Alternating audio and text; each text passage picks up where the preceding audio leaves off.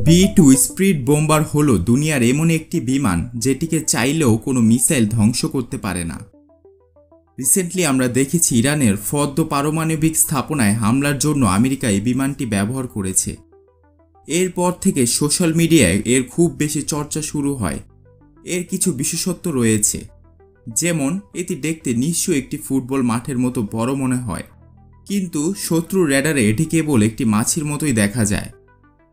যতই complex radar network হোক না কেন, বি-2 স্পিড বোম্বারের জন্য এটি ফাঁকি দেওয়া ডান হাতের খেলা। বিলিয়ন ডলার খরচ করে তৈরি করা এই বিমান আজ পর্যন্ত বানানো বিশ্বের সবচেয়ে দামি বিমান। অন্যান্য জেটের তুলনায় শুধু যে নীরব তাই না, এটি হিট সিকিং মিসাইল সহ ইনফ্রারেড গাইডেড মিসাইলকেও সহজে ফাঁকি দিতে পারে। এটি এমন একটি বিমান যা চাইলে পুরো পৃথিবীর মানচিত্রই বদলে দিতে পারে।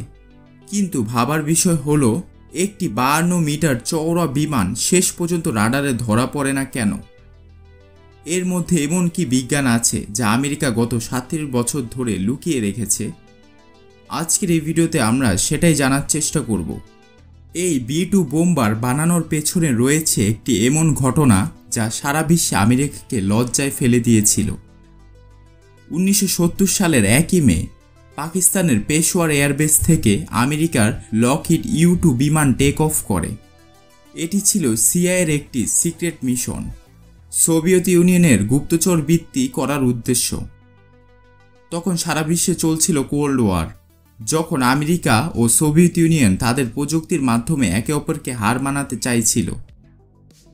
আমেরিকার ধারণা ছিল তার ইউ-2 লকহিড স্পাই প্লেন 80,000 ফুট উচ্চতায় উঠতে পারে এবং এত উচ্চতায় কেউ এর ক্ষতি করতে পারবে না। তাদের মনে হতো ইউএসএআর এর কোনো মিসাইল এত উচ্চতায় পৌঁছাতে পারবে না। কিন্তু সেই মুহূর্তে এই বিমান সোভিয়েত ইউনিয়নের ভূখণ্ডে প্রবেশ করে। তখনই র্যাডারে এটি ধরা পড়ে যায়। শুরুতে তারা অনেক ফাইটার জেট পাঠায় এবং অনেক মিসাইল ছোড়ে, কিন্তু সত্যি এই উচ্চতায় হিট করা তাদের পক্ষে সম্ভব ছিল না। কিন্তু তারপর সোভিয়েত মিলিটারি তাদের S-75 ডিভিনা মিসাইল বিমানটির উপর লক করে ফায়ার করে। এই মিসাইল সম্পর্কে আমেরিকার ধারণা ছিল না, কিন্তু তাদের বিশ্বাস ছিল যে S-75 এত উচ্চতায় পৌঁছাতে পারবে না। কিন্তু যা ঘটেছিল তা আমেরিকার কল্পনারও বাইরে ছিল। S-75 মিসাইল 80,000 উচ্চতায় উঠতে থাকা ইউ-2 লকহিডকে নিখুঁতভাবে আঘাত করে। বিমানটি সোভিয়েত শহর ইয়েকাতেরিনবার্গের উপর ভেঙে পড়ে এবং পাইলট নিজেকে ইজেক্ট করে বাঁচিয়ে ফেলে। শুরুর দিকে আমেরিকা বলেছিল এটি নাসার একটি আবহাওয়া গবেষণা প্লেন, কিন্তু যখন সোভিয়েত ইউনিয়ন ধরা পড়া পাইলট ও ইউ-2 সার্ভিলেন্স যন্ত্রগুলো প্রকাশ্যে নিয়ে আসে, তখন আমেরিকা সারা বিশ্বে চরমভাবে অপমানিত হয়। এই ঘটনাটি দুই দেশের জন্য একটি বড় শিক্ষা হয়ে দাঁড়ায়। এরপর রাশিয়া মানে সোভিয়েত ইউনিয়ন তাদের এয়ার ডিফেন্সে কাজ করা শুরু করে, আর আমেরিকা এমন একটি প্রযুক্তি তৈরিতে মনোযোগ দেয় যা রাডারের সামনে পুরোপুরি অদৃশ্য হতে পারে। তখন আমেরিকার কাছে বি-52 বোম্বার ছিল, কিন্তু এই ঘটনার পর নিশ্চিত হয়ে যায় যে রাশিয়ার ভূখণ্ডে ঢোকার আগে এটি গুলি করে নামিয়ে দেওয়া হবে। অর্থাৎ আমেরিকা চাইলেও তার পারমাণবিক অস্ত্র রাশিয়ার বিরুদ্ধে ব্যবহার করতে পারবে না। তারপর 1976 সাল পর্যন্ত ইউএসএআর এর এমন সব সার্ভেলেন্স টু এয়ার মিসাইল বানিয়ে ফেলে যেগুলো 100 কিলোমিটার দূর থেকেও বিমান ধ্বংস করতে পারে। এর মধ্যে S-300 এর মতো মিসাইলও ছিল। সেই সময় ইউএসএআর এর এয়ার ডিফেন্স এতটা শক্তিশালী হয়ে যায় যে আমেরিকার এয়ারফোর্সের এক জেনারেল বলেছিলেন, সোভিয়েত ইউনিয়নে একটি বি-52 পাঠানো মানে হচ্ছে মাছির ছাতায় পাথর ছোড়া। ঠিক তখনই আমেরিকা 1978 সালে অ্যাডভান্স টেকনোলজি বোম্বার বা এটিবি প্রোগ্রাম চালু করে। এই প্রোগ্রামের উদ্দেশ্য ছিল এমন একটি বোম্বার প্লেন বানানো যেটি সোভিয়েত ভূখণ্ডে ঢুকে বোম ফেলতে পারবে এবং রাডারকে বিন্দুমাত্র বুঝতে না দিয়ে ফিরে আসতে পারবে। আর আমেরিকার এই সমস্ত চাহিদাই পূরণ করে বি-2 বোম্বার, যার প্রথম ফ্লাইট হয় 1989 সালে, কিন্তু পৃথিবীর সামনে এটি আসে 1997 সালে। বি-2 এর সবচেয়ে বড় বিশেষত্ব হল এর র্যাডার থেকে বাঁচার ক্ষমতা। এই এয়ারক্রাফটের প্রতিটি কোণা এমনভাবে ডিজাইন করা হয়েছে যে যখন র্যাডারের সিগন্যাল এর গায়ে পড়ে তখন সেটি র্যাডারে ফিরে না গিয়ে দিক পরিবর্তন করে ফেলে। এবং এই কারণে এর ডিজাইন শুধুমাত্র উইংসে রাখা হয়েছে। এটির কোনো ফিউজলাস বা টেল নেই। সাধারণ বিমানে থাকা এই ভ্যার্টিক্যাল টেল ফিন খুব সহজেই রাডারে ধরা পড়ে যায়। এয়ার ডিফেন্স সিস্টেমে থাকা রাডারগুলো বড় একটা নেটওয়ার্কে একে অপরের সঙ্গে যুক্ত থাকে। এই রাডারগুলো আকাশের চারদিকে এমন সিগন্যাল পাঠায় যেন কোনো কোনায় ডিটেক্টেড না থাকে। এই সিগন্যালগুলো সাধারণত প্লেনের গায়ে লেগে ফিরে আসে রাডারে এবং সেখান থেকে প্লেনের উপস্থিতি ধরা পড়ে। কিন্তু B-2 স্পিড বোম্বারের বডি এমনভাবে ডিজাইন করা হয়েছে যে কোনো দিক থেকে আসা রাডার সিগন্যাল এটিতে ধাক্কা খেয়ে সেই দিকেই ফেরত যায় না, যার কারণে এর মধ্যে কোনো টেইল রাখা হয়নি। এই জিগজ্যাগ ডিজাইন সিগন্যালকে পুরো বিপরীত দিকে রিফ্লেক্ট করে দেয়। B-2 বোম্বারের সফলতার পেছনে শুধু এর ডিজাইনই নয়, বরং একটি এমন কোটিং রয়েছে যা 100% রাডার সিগন্যাল নিজের মধ্যে শোষণ করে নেয়।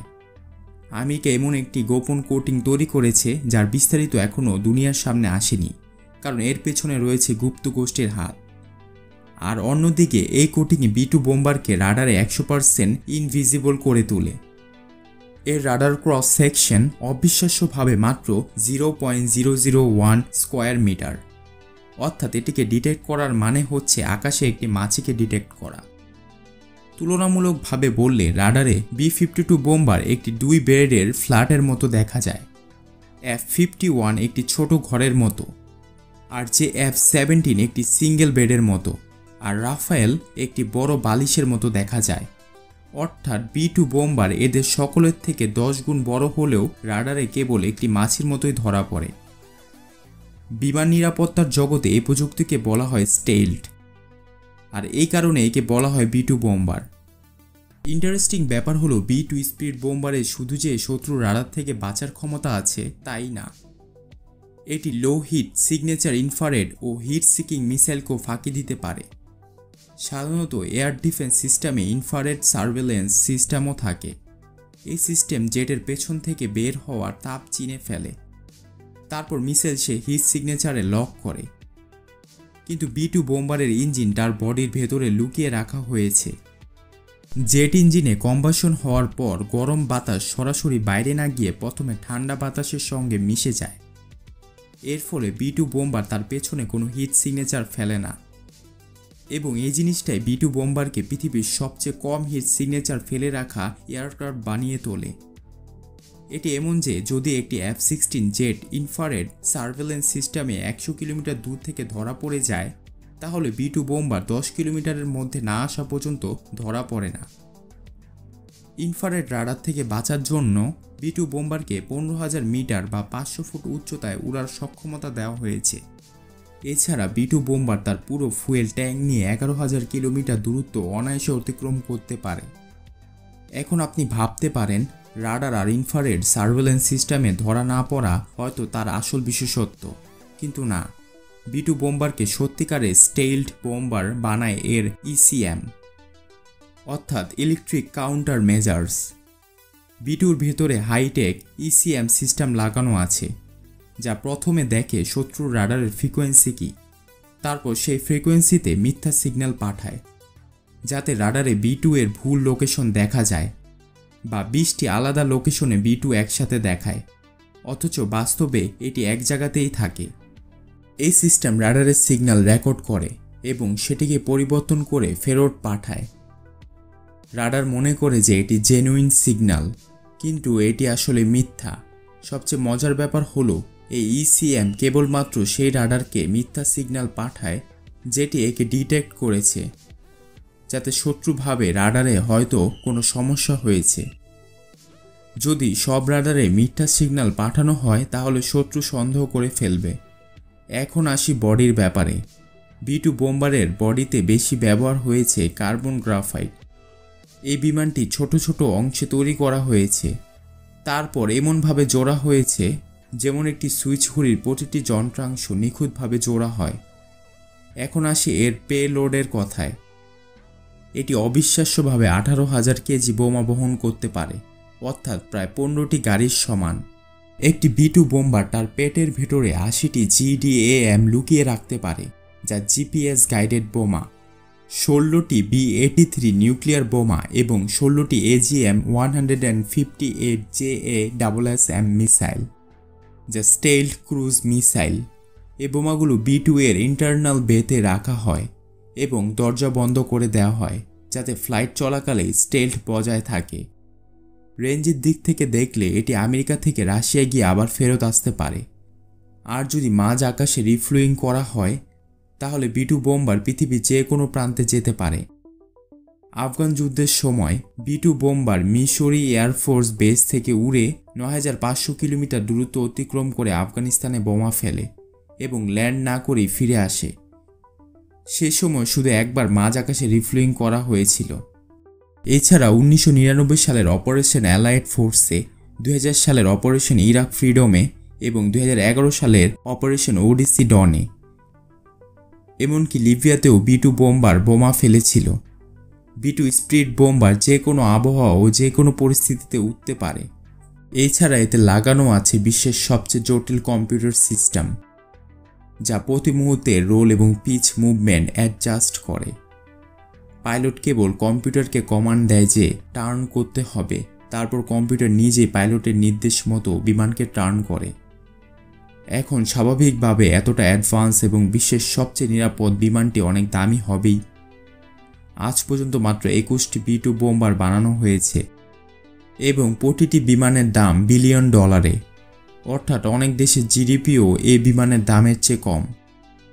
এই সব বিমান শুধুমাত্র আমেরিকার কাছে আছে এবং এখন পর্যন্ত আমেরিকার এটি বিক্রি করার কোনো পরিকল্পনা নেই। এছাড়া এর ফুয়েলের খরচ এত বেশি যে এটি মাত্র 1 ঘন্টায় $5 লক্ষ এর ফুয়েল খরচ করে ফেলে, যেখানে একটি সাধারণ কমার্শিয়াল জেট 1 ঘন্টায় মাত্র $500 মতো খরচ করে। B-2 বোম্বারের রক্ষণাবেক্ষণও অন্য বিমানের চেয়ে একদম আলাদা। প্রতিটি ফ্লাইটের পর পুরো বিমানকে সফট ওয়াশ করে ধুয়ে ফেলা হয় এবং এর উপর সিক্রেট স্টেল কোটিং আবার লাগানো হয়।